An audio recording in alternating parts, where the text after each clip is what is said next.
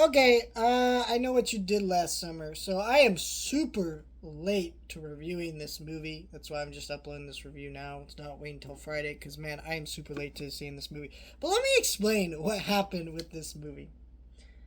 I wanted to go that Thursday night.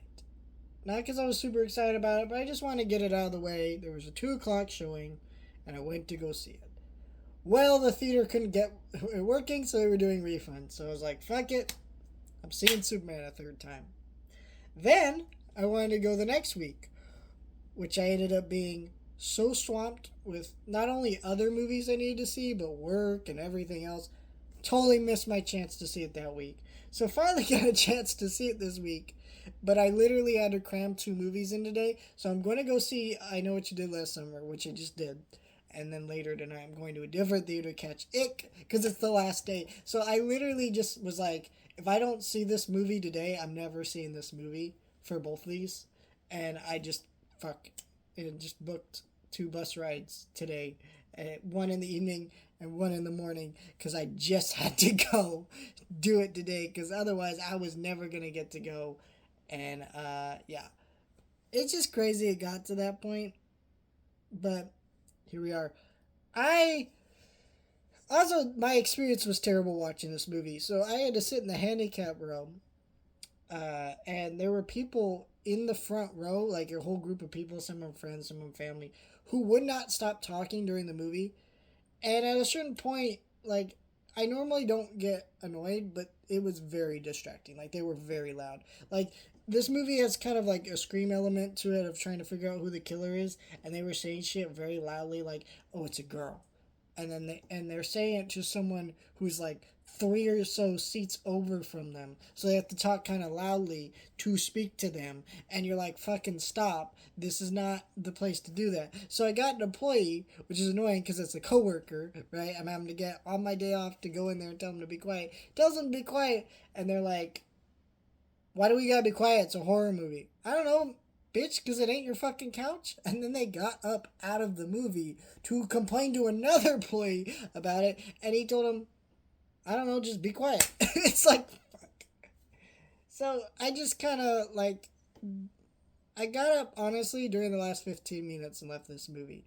All this to say, I also didn't enjoy this movie anyways. I reviewed all the I Know What You Did Last Summer movies, and they're all pretty watchable other than the third one. The first one is a really fun movie. It's not a great movie by any means, but it wasn't really trying to be. It has a great premise. It kind of plays around with itself and has a really fun vibe to it. The second one is a perfect example of like, hey, we can't really make a sequel to a movie like this, but it's a fun movie, so I don't really mind too much. Um, so there's that, right? But in the case of this movie, though, I just did not care about this one because they made so many like weird choices that just threw me off in this movie.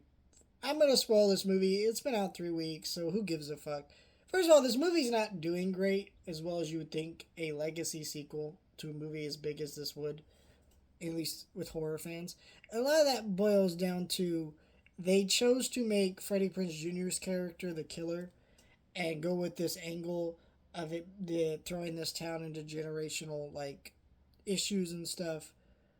Um, and I think this was an interesting choice, but at the end of the day, I just want a goofy slasher, and the kills kind of worked.